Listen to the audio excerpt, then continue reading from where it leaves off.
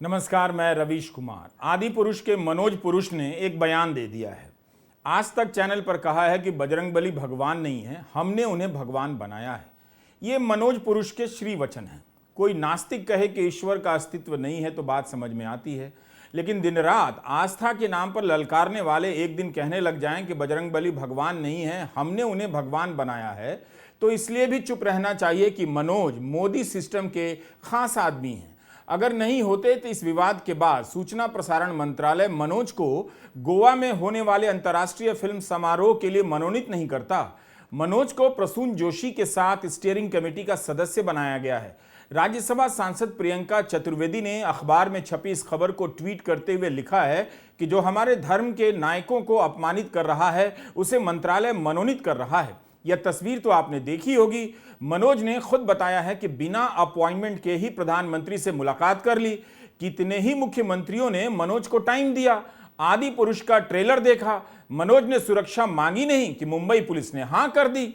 अब इतने पावरफुल मनोज बजरंगबली पर दावा कर दें कि हमने उन्हें भगवान बनाया है, तो इसके लिए आप सभी को मनोज से ही माफी मांगनी चाहिए। याद रखिएगा, जब मन की बात का 100वां एपिसोड पूरा हुआ तब उसके लिए एक डॉक्यूमेंट्री बनी जिसका नरेशन मनोज मुंतशिर ने किया। लगता है मनोज को मन की बात की लत वहीं से लग गई है। यह बंदा गजब है। एक ही सांस में कहता है कि हम बजरंगबली को बल, बुद्धि और विद्या का देवता मानते हैं, और फिर 2-4 लाइन आगे जाकर कह देता है कि बजरंगबली भगवान नहीं, भक्त हैं, हमने उन्हें भगवान बनाया क्योंकि उनकी भक्ति में पावर था। यही नहीं, भारत के इस नए आदि पुरुष यानी मनोज पुरुष ने कहा है कि बजरंगबली दार्शनिक की तरह बात नहीं करते हैं, श्री राम की तरह बात नहीं करते हैं। महर्षि मनोज से पूछने का साहस मुझ में तो नहीं है कि हे मनोज, किंचित बताओ, जिन्हें बल, बुद्धि और विद्या का देवता माना जाता है वे दार्शनिक की तरह क्यों नहीं बात करते हैं? जान बचानी हो तो इस प्रश्न के बाद तुरंत कहें कि महर्षि मनोज, लेकिन हम आपको दार्शनिक ही मानते हैं, अब हमारा पीछा छोड़ दीजिए, आपको भी देवता मान लेंगे ज्यादा धमकाएंगे तो। आज तक चैनल का यह क्लिप सोशल मीडिया पर खूब चल रहा है। कॉपीराइट के नियमों के कारण हम उसका इस्तेमाल नहीं कर सकते। इस पर यूपी के एक पूर्व आईएएस अफसर सूर्य प्रताप सिंह ने ट्वीट किया है। लिखा है कि बजरंगबली भगवान नहीं है, हमने उन्हें भगवान बनाया, शुक्ला जी। इसी तरह का एक चुनावी नारा भी कभी दिया गया, जो राम को लाए हैं हम उनको लाएंगे। विश्व की सबसे बड़ी पार्टी को भी यही गुमान है और था कि वे प्रभु श्री राम को लाए हैं। आदि पुरुष विवाद के संदर्भ में आईटी सेल, व्हाट्सएप ग्रुप, नाना प्रकार के हिंदू रक्षक दल और बीजेपी के नेता सभी शानदार संयम का परिचय दे रहे हैं। ऐसा नहीं है कि उनकी आस्था आहत नहीं हो रही होगी, लेकिन इनके सारे मेन लोगों के साथ मनोज की इतनी तस्वीरें हैं कि वे फंस गए हैं। अब क्या करें? यह भी हो सकता है कि इस राजनीतिक इकोसिस्टम को लिखने बोलने की आजादी का मतलब अब समझ में आ गया है। यह बहुत ही शानदार बात हुई है। अगर हुई है तो कुछ भी लिखने और बोलने की आजादी का असली भोग मनोज ही कर रहे हैं, वरना जितना उन्होंने कहा है, अगर ऑल्ट न्यूज के मोहम्मद जुबैर ने बोल दिया होता तो देश के कई राज्यों में एफआईआर हो गई होती और मनोज के समर्थक लोग खतरा खतरा चिल्लाने लग जाते। जुबैर को एक गुमनाम ट्विटर हैंडल हनुमान भक्त की शिकायत पर गिरफ्तार कर लिया गया था। उस हैंडल ने बजरंगबली के अपमान का हवाला देते हुए दिल्ली पुलिस से ट्वीट में शिकायत कर दी और कार्रवाई की मांग कर दी, जबकि जुबैर का ट्वीट 1983 की फिल्म किसी से ना कहना का एक फ्रेम था और 4 साल पहले पोस्ट किया गया था। 8 महीने पहले चालू किए गए उस हैंडल से सिर्फ यही एक ट्वीट किया गया, लेकिन दिल्ली पुलिस ने फौरन कार्रवाई करते हुए शिकायत के 1 हफ्ते के भीतर जुबैर को गिरफ्तार कर लिया। मीडिया रिपोर्ट में देखिए तो अभी तक पता नहीं है कि हनुमान भक्त हैंडल से किसने ट्वीट किया था। यही फर्क है मनोज मुंतशिर होने में और जुबैर होने में, जो किसी प्यू फ्यू रिसर्च में नहीं आता है। आदि पुरुष ने हिंदू धर्म को लेकर अभिव्यक्ति को एक नई आजादी दी है। यह बहुत बड़ा योगदान है। मैं इसे मनोज योगदान कहता हूं, जिसे युगों युगों तक याद रखा जाएगा। 2014 से मोदी के राजनीतिक सिस्टम के लोग दूसरों की इस आजादी पर यह कहकर धावा बोलने लग जाते थे कि संविधान भी अभिव्यक्ति की पूरी छूट नहीं देता, कुछ अंकुश लगाता है। मगर यही लोग जिस तरह से मनोज को कुछ भी बोलने की छूट दे रहे हैं, उससे लगता है कि संघ परिवार और हिंदू रक्षक सेनाओं में अभिव्यक्ति की व्यापक समझ पैदा हो गई है। मेरी राय में मनोज को अभिव्यक्ति का नए सिरे से आदि पुरुष घोषित कर देना चाहिए। मनोज मुंतशिर ने कहा है कि बजरंगबली भगवान नहीं है, हमने उन्हें बनाया है। ये उनके बोल हैं। उनकी इस अभिव्यक्ति की आजादी की रक्षा होनी चाहिए और मुंबई पुलिस ने सुरक्षा प्रदान कर शानदार काम किया है। दिल्ली पुलिस की तरह जुबैर को गिरफ्तार नहीं किया है। सिस्टम के आदमी को बचाना हर किसी का कर्तव्य होना चाहिए, वरना उसके प्रकोप से अफसर नहीं बच पाएगा। इसे व्यंग्य भी समझें और यह भी जान लें कि ज्यादा सीरियस होंगे तो बीमार पड़ जाएंगे।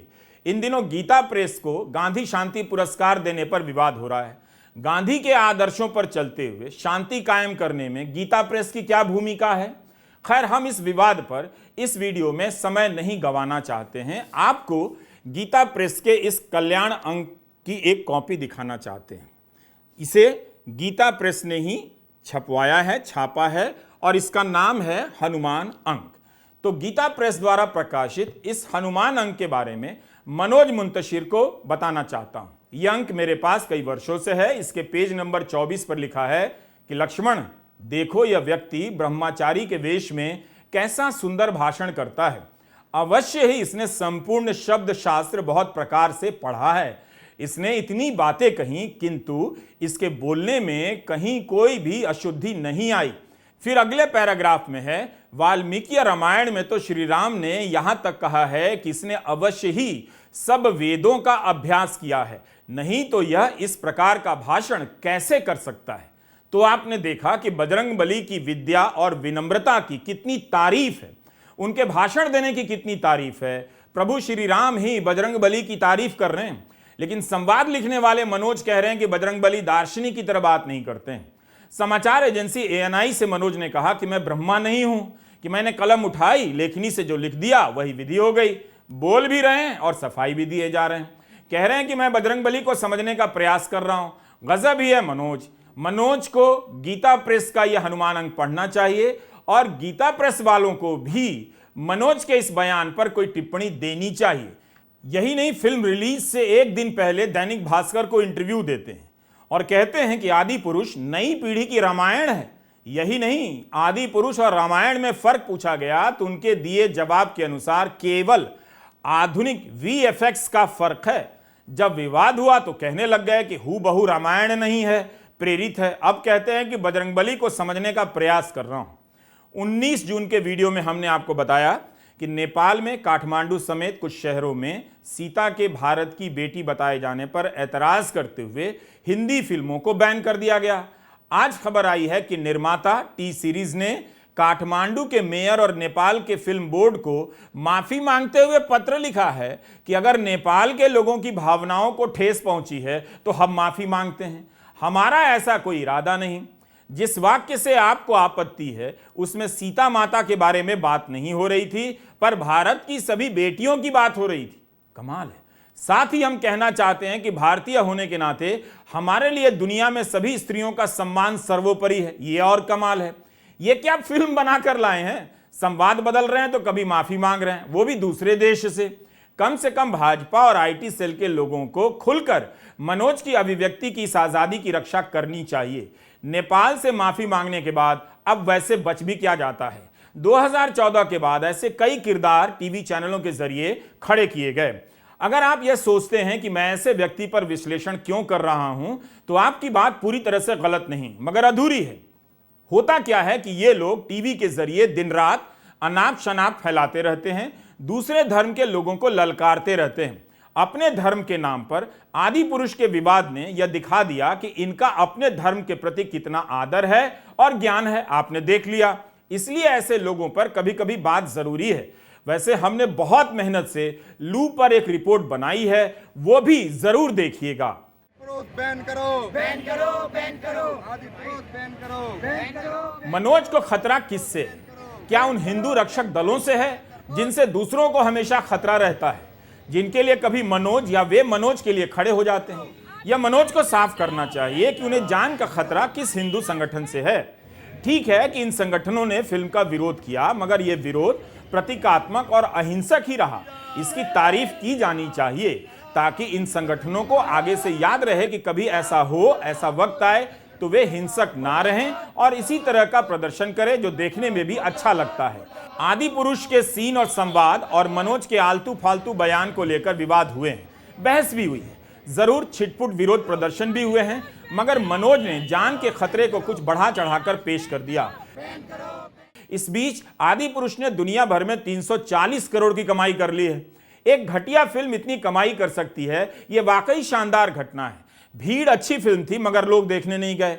आदि पुरुष ने 340 करोड़ कमा लिए, तब तो मनोज या ओम राउत को चिंता करने की जरूरत नहीं, पैसे तो आ ही गए। अब रही बात धर्म और देवी देवताओं को समझने की, तो वो समझते भी रहेंगे, है कि नहीं।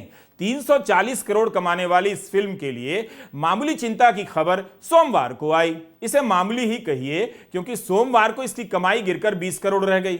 वैसे आप धर्म के नाम पर घटिया फिल्म बनाकर एक दिन में 20 करोड़ कमा सकते हैं, यह वाकई चमत्कार है और हाउसिंग सोसाइटी के अंकिलों को इसका श्रेय जाता है। उन्होंने देश के मानस को इस लेवल पर लाने में बहुत मेहनत की है, उन्हें भी कॉपीराइट का कुछ पैसा मिलना चाहिए। फिल्मों के कारोबार पर लिखने वाले तरण आदर्श ने कहा है कि सोमवार को यह फिल्म क्रैश कर गई। तरण ने एक पोस्टर भी ट्वीट कर दिया जिस पर क्रैश लिखा है। हिंदुस्तान टाइम्स के इस रिपोर्ट के अनुसार शुक्रवार को फिल्म ने 86 करोड़, शनिवार को 65 करोड़, रविवार को 69 करोड़ कमाए। भारत में इसने 200 करोड़ की कमाई कर ली है और दुनिया भर में 340 करोड़ रुपए कमा लिए हैं। ये आंकड़े कितने सही हैं कितने गलत हैं हम पुष्टि नहीं कर सकते। फिल्म की लागत 500 करोड़ बताई जाती है। इस तरह के दावों की कॉपी कैसे चेक होती है, कौन जाकर देखता है 500 करोड़ लगा भी है या नहीं, मैं नहीं जानता। कमाई को लेकर इंडियन एक्सप्रेस का विश्लेषण हिंदुस्तान टाइम्स से थोड़ा अलग है। एक्सप्रेस के विश्लेषण के अनुसार हिंदी में यह फिल्म पिट गई है, 37 करोड़ की ही कमाई हो पाई है। एक्सप्रेस ने लिखा है कि हिंदी में इस फिल्म में 4 दिनों के भीतर 113 करोड़ की कमाई की। इसे देखकर लगता है कि यह फिल्म भूषण कुमार की फिल्म भूल भुलैया 2 का रिकॉर्ड नहीं तोड़ पाएगी। भूल भुलैया 2 ने 2022 में 185 करोड़ की कमाई की थी। आदि पुरुष ने वीकेंड में कमाई के मामले में पठान के रिकॉर्ड को तोड़ दिया है, 313 करोड़ की कमाई की है।